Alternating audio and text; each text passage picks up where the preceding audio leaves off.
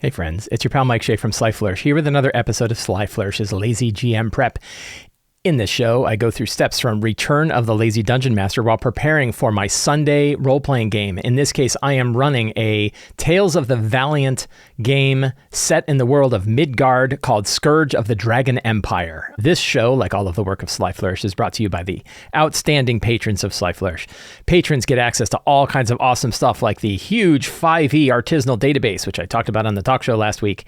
They get access to all kinds of supplements and adventures and just tons of stuff that you get. You get piles and piles of stuff. You also get access to our awesome Discord community where we talk all throughout the week about the hobby and the industry and everything that's going on with it and offer tips, and people come and bring their ideas. You get access to what else? The Patreon Q&A, where every month people ask questions and I talk about them. I answer all the questions on the Patreon and some of them I bring to the show. Tons of stuff you get for being a patron of Sly Flourish. It's a really good deal. And to the patrons of Sly Flourish, thank you so much for helping me put on shows like this. So last week they fought Vestar the Shining Storm, and it was a big knockdown, drag out fight, and it was awesome, and it worked really well.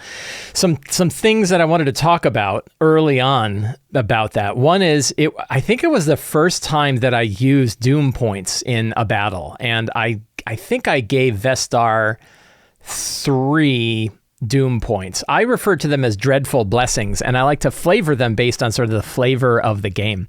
So if you're not familiar with Tales of the Valiant, Tales of the Valiant has 2 mechanics that they have added to 5e that I think are pretty monumental and easy to bring into any of your 5e games and really make 5e better. They're two ideas I think really make 5e better. One of them is the luck system. So the luck system replaces inspiration, and the idea is anytime that you fail a saving throw or an attack roll, you gain, each turn that you fail a saving throw or an attack roll, you get 1 luck point. And you can have up to 5 luck points. If you get a 6th luck point, instead you have to roll 1d4, and that's how many luck points you get. You can trade in 1 luck point for a +1 bonus on any d20 roll that you're making, or you can turn in 3 luck points to re-roll any the way I do it is to gain advantage on a roll. I'm not sure if that's actually how the game works. Let's take a look. We can look in Tales of the Valiant, and we can look at luck and see, is it re-rolling? Because the problem is when you have advantage and you also have a re-roll, or you have disadvantage and you have a re-roll, that really changes things. So I typically use it to replace advantage. That if you have advantage, you really can't use, you're not going to get anything by using luck. If you have disadvantage, you can't use luck to get out of disadvantage. I don't want it to, you could use luck to turn disadvantage into a flat roll. With 3 luck points, I don't have a problem with that. But I'm not crazy about, here we go, luck is on page 204. So every PC has a special resource called luck. You use luck to influence the result check, gaining luck once per turn, and that's an important one that I had not told my groups, and then I had to remind them that they can't get multiple luck points if they miss multiple attacks in a single turn. You get a luck point. You can reward it for clever ideas, so you can still use it. It's very similar to inspiration. I like it. I like it when, like, my player Jerry is like, Mike, you forgot to roll the recharge roll in his breath weapon, and I'm like, oh, thanks, Jerry. You get a luck point, and everyone hates Jerry for that, and I think that's hysterical. But Jerry also cooks for our game, and so we all love him for that. 1 luck point for clever idea, excellent role-playing or persuading interest. So you can use it like inspiration. The GM can award any amount of luck to 1 or more PCs for surviving difficult encounters or achieving story goals, in addition to XP in other words. So luck is a free-flowing thing. If you max of 5, if you get more than 5, you have to roll a d4 and it resets. If you spend luck, you can spend luck to add a 1-for-1 bonus on any check you make. For example, for luck, you can roll a 13. You can use 2 luck to make it 15, 2 luck for later. You can also use all 4 to boost it up by 4. Alternatively, immediately after make a check, you can spend 3 luck to re-roll a d20. So it is not, as written, it is not it works along with advantage and disadvantage.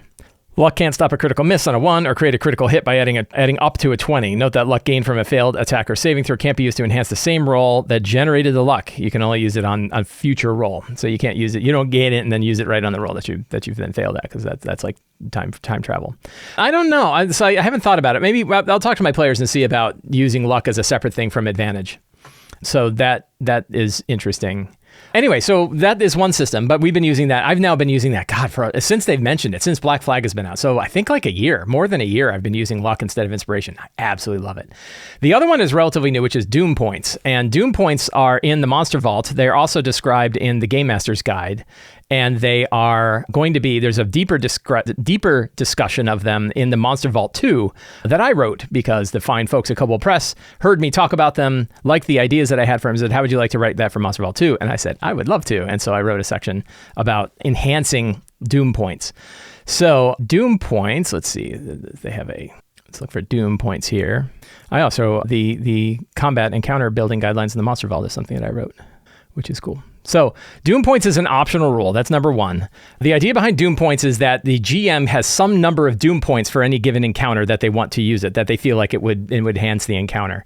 I almost always use it for bosses, and I almost always tie it to the bosses themselves.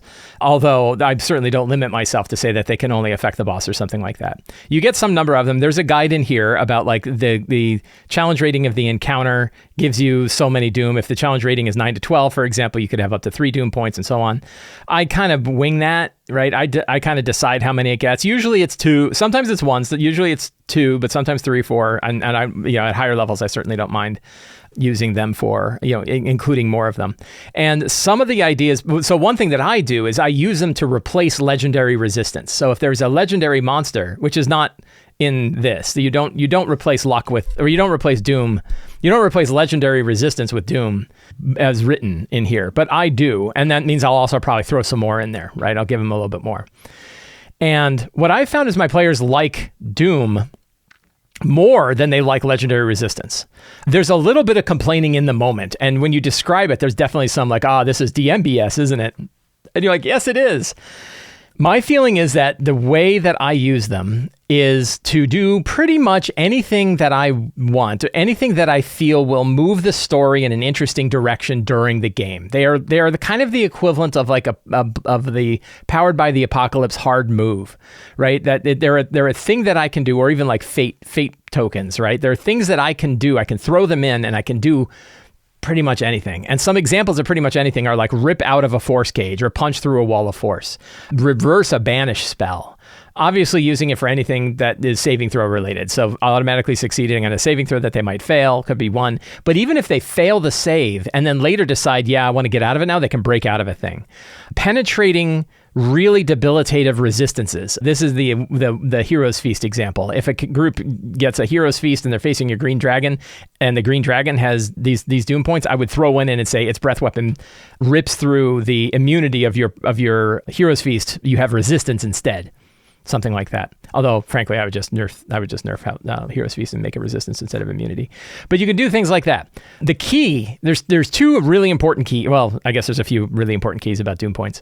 1, you need to tell your players about them. They need to know what they can do. They need to know that you are going to use them, and you make it clear that they are and that they're in play. If you're running it, you tell them right away, this guy has Doom Points. And I used it for both my encounters this past time. They faced 2 really powerful foes, and both of them had Doom Points, which I referred to as dreadful blessings. I referred to them as dressings of the Morza, or dressings of or blessings of Ibelin. Right? Blessings of the Morza or blessings of Ibelin, and then they could see glyphs above their head that were protecting them as these powerful entities of the Dragon Empire, and then glyphs would disappear as they use them. So there was like a little bit of an in-world sort of idea with them.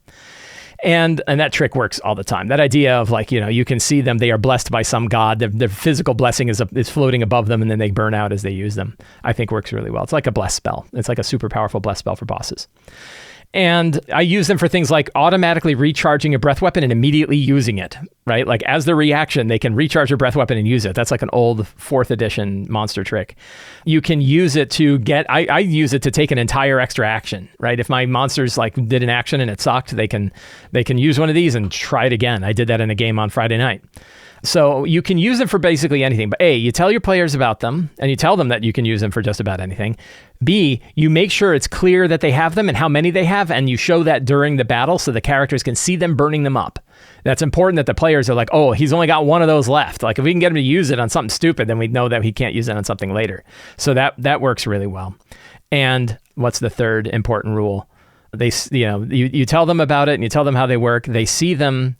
I guess those are really the big ones, right? They know there's a limitation. Oh, the third one is you use them to enhance the game. You're using them to make the game more fun. You are not using them to screw players out of their powerful abilities. And it's a thin line there sometimes, right? It's a thin line between making people feel like you stole their awesome thing and making sure that the battle is still threatening. And that's sort of an advanced GM trick of like figuring that out. That's why as an optional rule, I think it works. But in the wrong hands, it's too powerful, right? In the wrong hands, it can make a game not fun. But if we're thinking about like, and it really helps when you can balance things in your head a little bit. You have a bunch of mechanics, you have a bunch of ideas, and you know that like, okay, I can do this.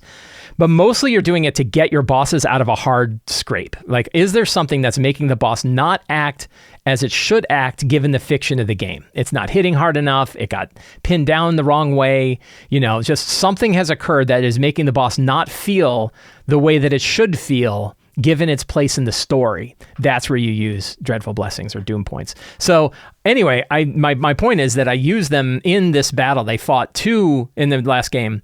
They fought a Spell Scale Vassal, which is a monster that I wrote for the Monster Vault 2. So you'll see that guy. And I wrote it specifically for this campaign because I was like, I need this monster. And then Kobold Press can pay me to make the monster that I need for my own game and then put it in a book. So thank you, Kobold Press. It's a really good monster, though. You guys will like it. It's like an errant knight of the Dragon Empire, right? They are super powerful, half dragon. There are giants that are transformed into dragons, and they're pretty good and beefy. I think they're CR6 or so. So they're at a good place where you can actually use them as powerful bosses in like early tier 2, but then you can have more of them in later tiers. And they are tied to different dragon types, so they're very flexible. You can have silver ones, you could have black ones, you can have all different kinds, and they do different things. So that's really cool. And I gave the one that I put in there because there was only one of him and there were 6 characters. I was like, he's going to get some Dreadful Blessings to help offset that, which is another thing. You can give Dreadful Blessings or Doom Points. You can give them to single monsters and it helps them hold their own against an entire group, more so than the monster would typically be able to do. So I really like that idea. I like that they have it in here. I like that Kobold Press liked my ideas enough that they're going to be in Monster Vault 2. And it is really a very flexible tool to kind of beef up an encounter. So those are 2 ideas. Think about luck points are great and doom points. And again, even if you're not playing Tales of the Valiant, you're just playing any version of 5e, I've replaced it in my 4x5e game, my 3x5e. 3x5e is my Wednesday game, which is running 3 different versions of 5e at the same time, 2014 D&D, 2024 D&D, and Level Up Advanced 5e, all in the same game. It's working fine. And then I've used it in my Tales of Valiant game, obviously. I even forgot like what system it's in, because I'm like, I think this is actually native to the system that I'm playing. Well, how ironic is that? And then I have a 2014 D&D game, and we're using it there too. So I've used both Luck and Doom in both those games, and I think they're just outstanding mechanics. They're really good. They have that sort of fate-based, story-focused idea. When you think about, here's an interesting comparison to it. I'm going to be talking about Daggerheart a little later. And Daggerheart has Rolling with Fear and Rolling with Hope. And that's sort of like Luck and Doom, right? They're very similar mechanics. So I really dig it. Anyway, so what else is going on in the game? So they fought the Spell Scale Vassal. They made their way up to Vestar. Vestar is the silver dragon who was in charge of leading the armies of the Legion of the Southern Dragon Coil. The Southern Dragon Coil Legion across the mountains planned to do it even though they didn't have any food, expecting that maybe 10% of them would survive and didn't care. The characters tried to poison this dragon with some fancy wine, but he was wise to this. And when they came in and faced him, he was in his humanoid form, and he said, I had no idea who it was that was coming after me. And then I remembered this wine bottle. I was like, oh, I remember. Gaudenzia was the one who gave me that vineyard. By the way, I didn't care. I never really liked the wine that much anyway, and I'm pretty sure the vineyard has now turned to thorns and weeds. I didn't really care, right? It was a fleeting thing. And it ruined, like Cal, one of the players, it ruined her life, right? Like the fact that she lost her vineyard ruined her life, so she's really mad. And then he dumps the wine on the floor. He's like, I never really liked it anyway, right? And then they had the big battle with him, and they were really mad at him. My friend said, yeah, it felt very much like the Thanos, you ruined everything. You killed the woman I love. He's like, I don't know who you are, right? So there's a bit of that. And they're fighting him. And then the last fight, Cal, whose vineyard got destroyed by Vestar, did a call lightning. And the player said, this is where you can go the other direction. The player said, is this an open ceiling or is there a ceiling in here? And I said, there was a ceiling until you cast call lightning, and then the ceiling exploded. And now there's a giant storm above. And she goes, is it raining? And I'm like, oh, hell yeah, it's raining. Like, rain's pouring in this place. And she's like, yeah. And she casts Call Lightning with this giant storm up above. And Vestar, the Shining Storm, was destroyed by a Call Lightning that ripped through his body and destroyed him. And so that was a very therapeutic, ending to this boss that had ruined and kind of a big arc. And so when they saw that, then they got to 7th level. And, it worked out. So that played out very well. And now we have a new, now things are like, that's a big arc, right? Like killing Vestar the Shining Storm, getting to him, infiltrating the place has been many sessions, right? And now they've done that. So now it's like, well, what's next? So we have to find out what's next. So we are going to create new session notes for today. I am using Obsidian to do my session prep today. I've been using Obsidian now for some time. I really love it. Obsidian is you can find out all about Obsidian in the links below, but I really dig it. So we have a new thing today. So Gaudenzi is not going to be there. Emmert is going to be there. Who else is not making it? Oh, I don't remember who else isn't making it. Oh, hang on. We said so in Discord. One of my players is very nice and puts in who's in and who's out. So, okay. It looks like Rowan is out. So I think we have 5 today. Amavin, Cal, Mateo, Tolstoy, and Emmert. So Amavin, being tied in, can tell what's going to happen to the armies. He's smart. Cal, what is her goal now that Vestar is dead? There are many vineyards destroyed by the Dragon Empire. Mateo's. So these are like little character hooks that I like to throw in, and it kind of helps me think about what connects the characters into the game itself. We also want to do, so a pre-strong start is 7th level. And it's a good time to ask what magic items people want. So we can do a little bit of group homework at this point, like almost out of character homework about, A, I want to hear what cool stuff you got at 7th level that you're excited to use. And B, let's talk about what magic items you've gotten and what magic items you are eager to receive. Mateo, being a mechanist, I'd love to know more about Mateo's general background. What drives Mateo against the Dragon Empire? It's a question I want to ask.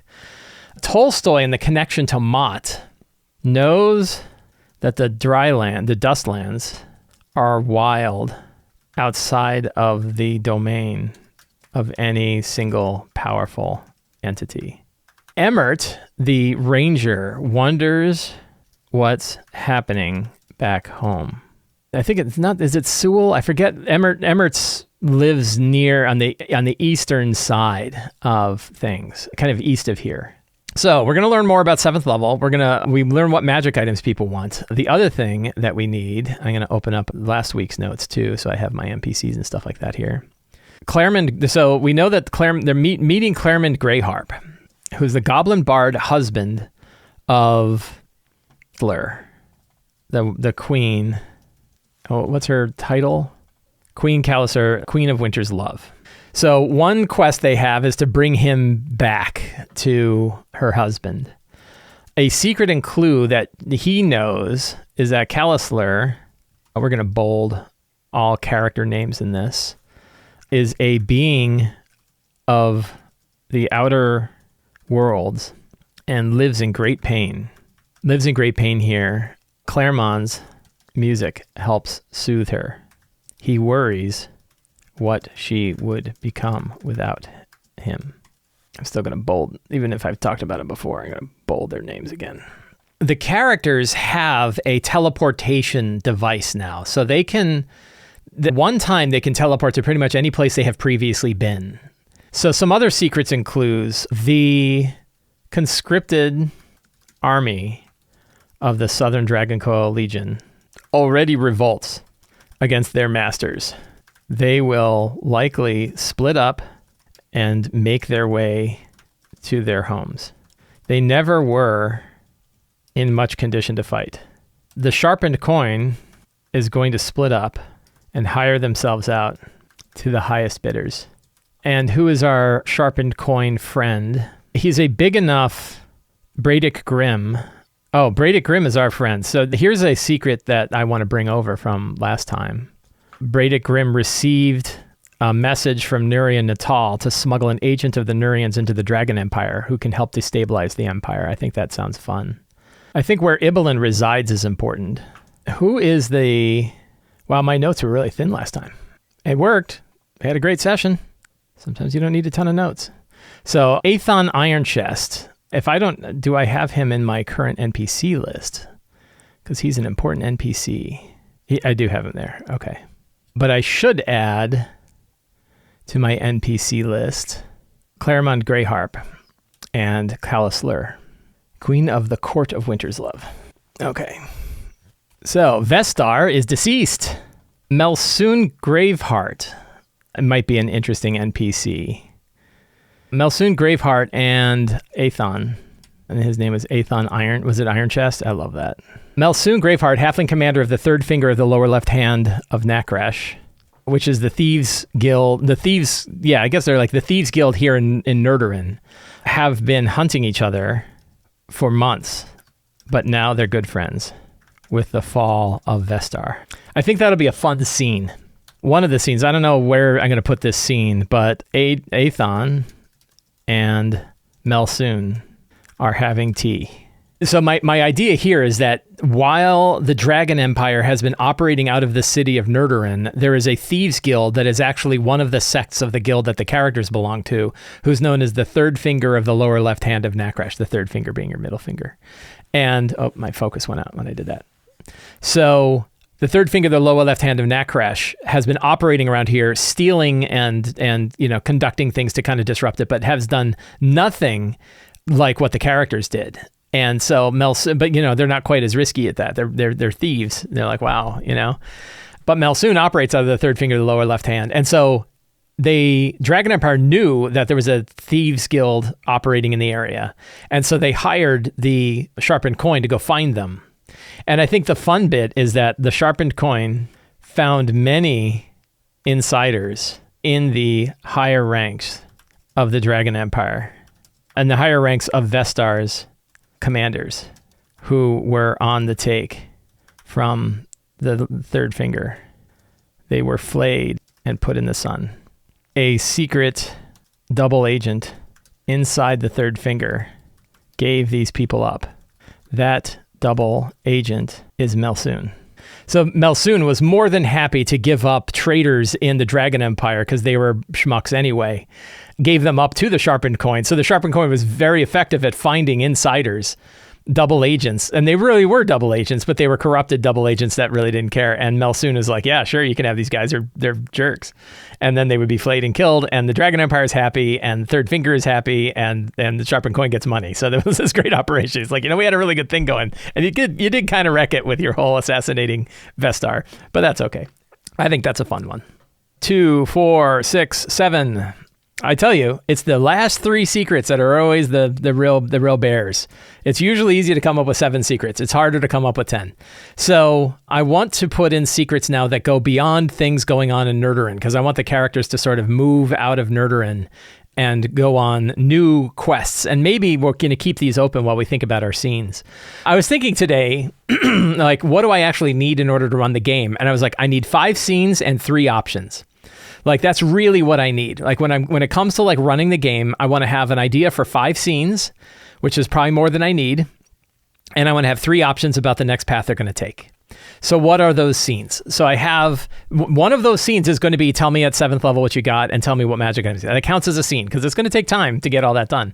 I usually think about a scene taking roughly 45 minutes. That can obviously fluctuate up and down depending on what kind of scene it is and battles and things like that go on. So they're going to meet Claremont Greyharp, Aethon and Melsoon having tea is a scene. So I've got 3. I kind of want to have an attack from the Ghostwalkers. I think that'd be a fun combat to throw in here, that the Ghostwalkers are around. I don't know how I'm going to put that in. It could be, let's have 3 possible ways this could occur. Nightly ambush, sinkhole, a formed sinkhole, fallen sinkhole, what's a third way that the characters could run into a Ghostwalker attack? And then we'll decide what's going to be in this Ghostwalker attack. Like what kind of creatures are going to be in this Ghostwalker attack? And I'm trying to think like what's the entry point? And you want an entry point that doesn't feel lame, right? You don't want one, we could say like the wrong cave. So if they end up going into like a new location, they could run into Ghostwalkers that are there.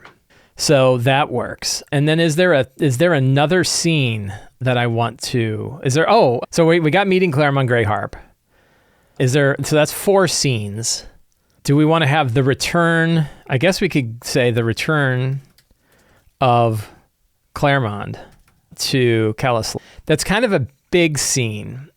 So we could we could have a encounter along the trail to Winter's Love. We should give a name for that trail. It's going through the Night Dust Trail, Moon Dust. The Moon Dust Trail to Winter's Love. So we can have an encounter. That would be an encounter. It's a lot of encounters. And then return to Calman. But that encounter might not have to be a combat encounter. So we can come up with something. 2, 3, 4. Do I have too many? Yeah, now I've got too many. I have 6 scenes. That's okay. So we're gonna figure that out. Is there anything that I need for these scenes now? Now that I know what the scenes are. Oh, and then I have next steps. And for the next steps, what can the characters do? So smuggling the Nurdurian agent could be one path they could take.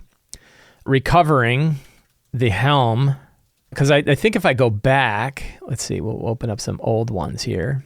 The Dragon Hunter, yeah, so I have these 2 other paths that they could take. And then I'm adding a third. Hey, my mom is here. Hi, Mom. So those are my next steps, right? The next possible options that the characters can choose. And I need to ask them about this during this game, wherever it goes. And those are, do they want to aid in smuggling? So this would be aiding, let's see, Bradick Grimm in smuggling. I think he uses a Y.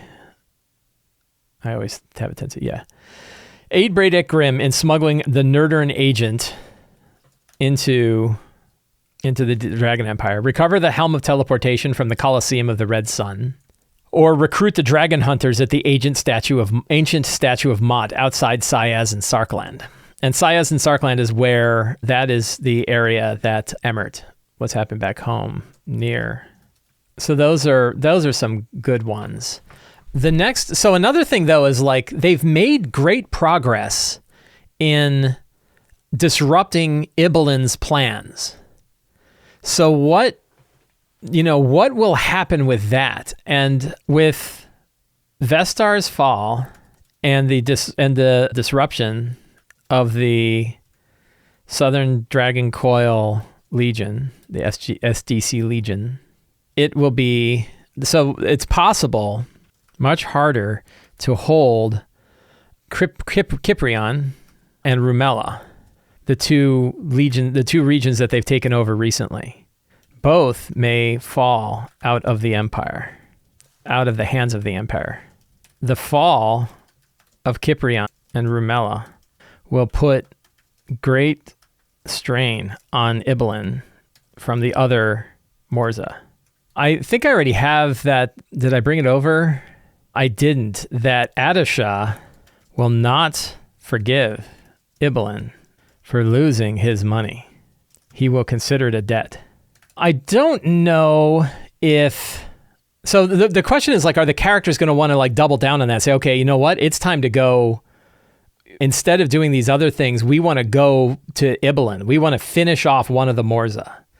Like, can we finish off one of the Morza? And I think the answer is, I think from their aides and stuff, it'd be like, you're making great progress. It would be a shame for you to try to go too far too fast and die, because killing one of Ibelin's many children is not the same as killing one of the Morza, right? Like that's not the same thing.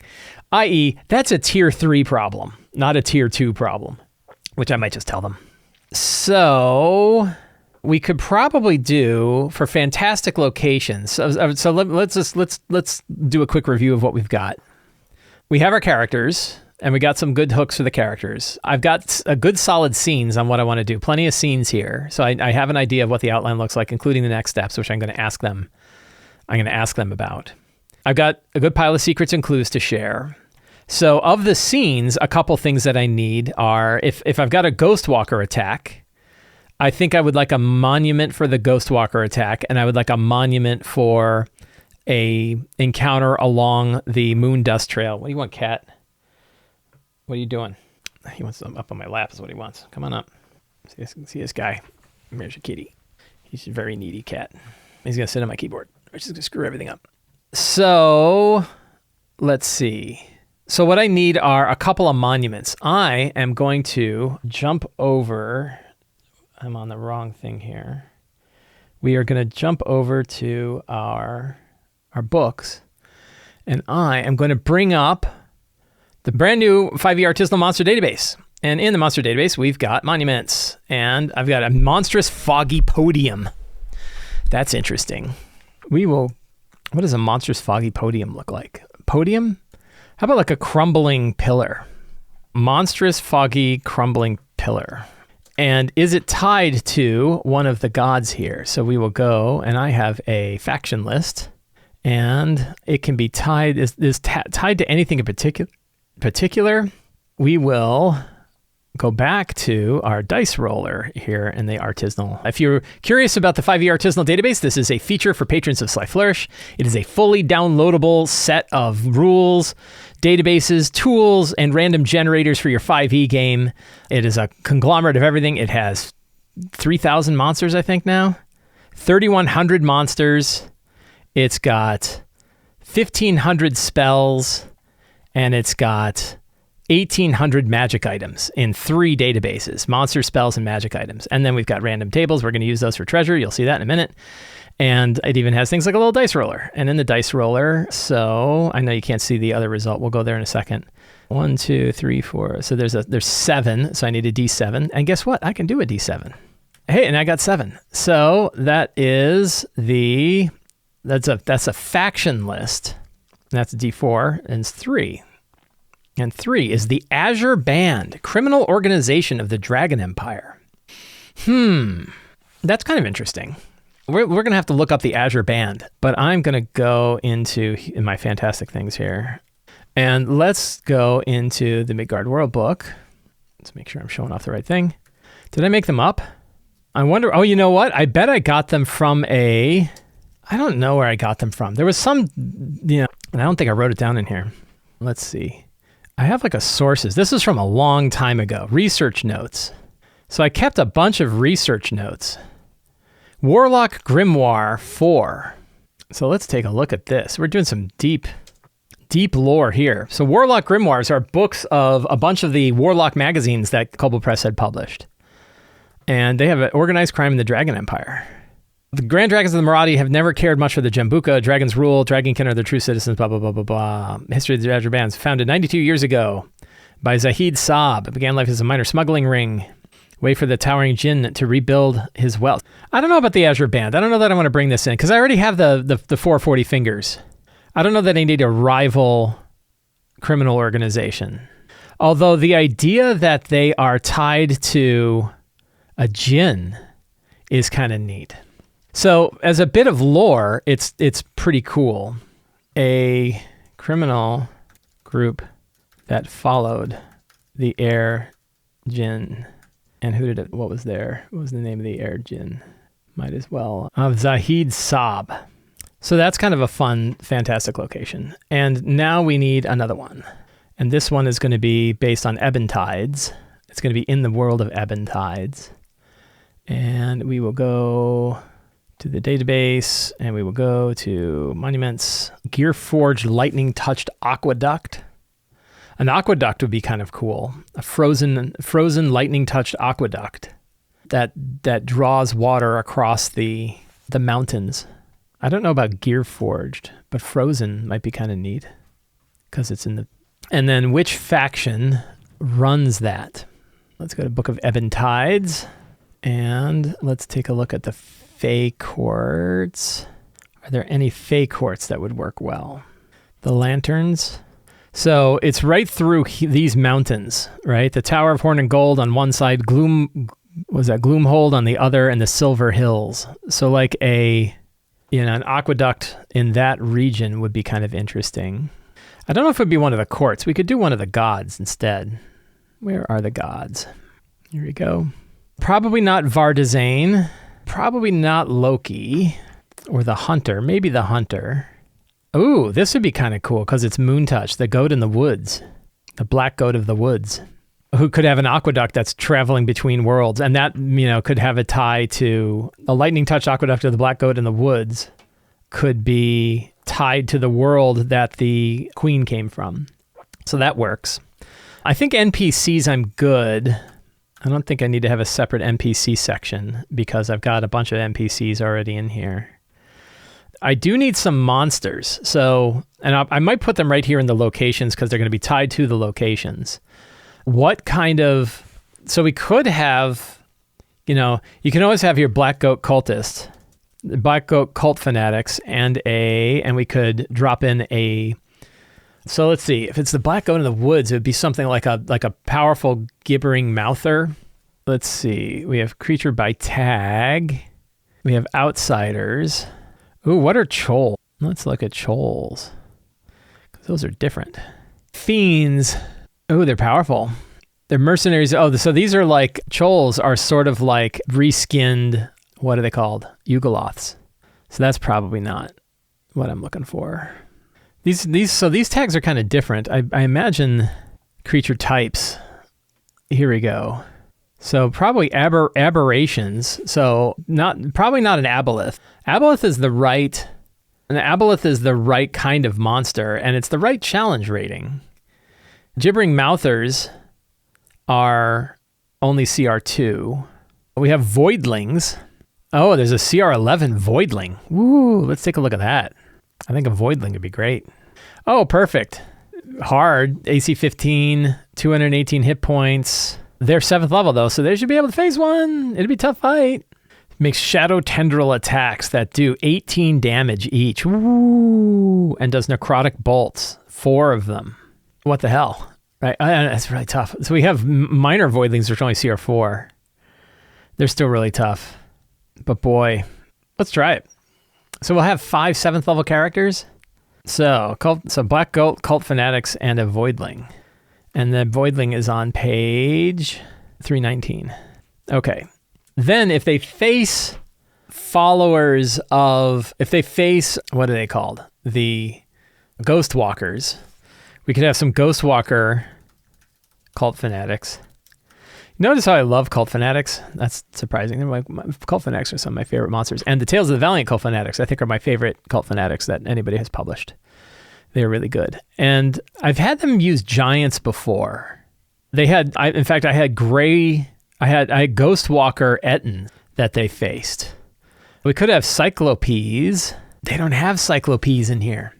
Oh, I think Cyclopes are not in the SRD. They still could have made new ones. Just because it's not in the SRD doesn't mean you can't make it. So what would be other creatures that would hang out with Ghost Walkers? Giants. They've done Ettins. We could have Hill Giants. They're CR5s. Ghost Walker Hill Giants sound pretty fun. And they are on page 188. I'm going to put the LEB here in Fantastic Locations because I don't have a monster section. And the LEB, they're 7th level, there's 5. So 5 times 7 is 35, right? I think that's right.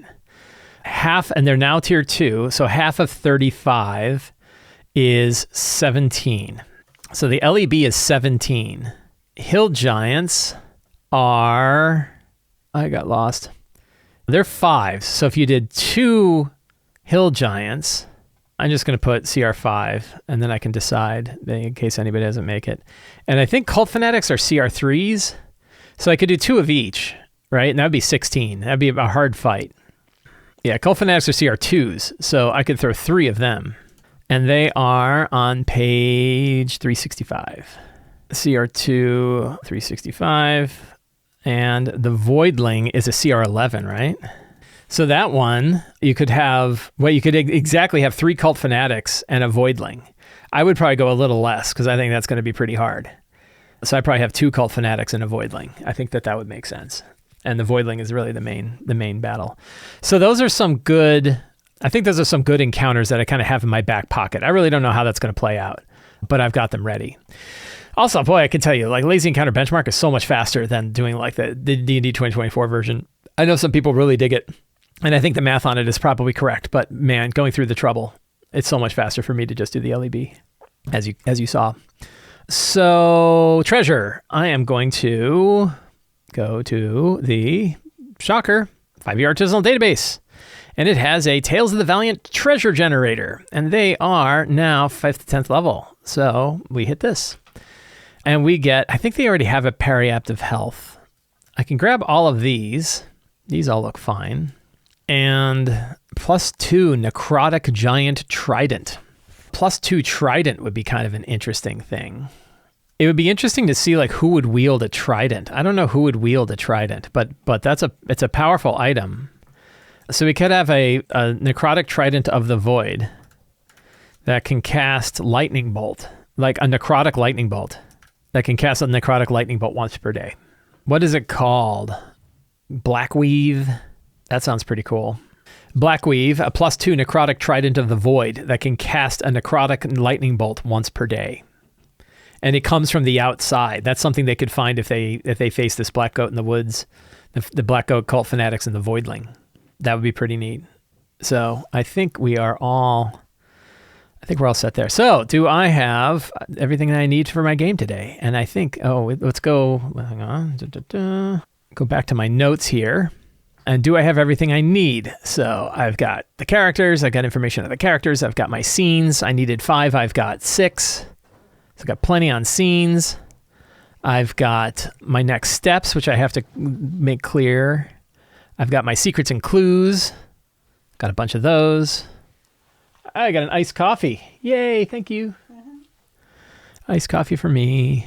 I got my fantastic locations, two potential encounter locations, and then I've got a pile of treasure.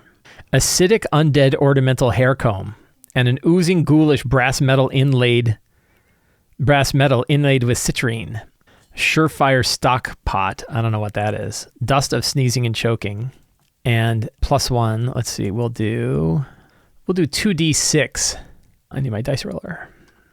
6 +1 arrows. Perfect. All right. I think we are all set. So, friends, I want to thank all of you for hanging out with me today while we prepared for my game. If you enjoyed this show and you want more stuff like this, the best way to get it is to subscribe to the Sly Flourish newsletter. When you subscribe, it is absolutely free. You get a free adventure generator for signing up, and you get a weekly RPG-related email with an article and links to all of the other work that I do, all the other shows, all the other stuff that I do. It's all linked in that one newsletter.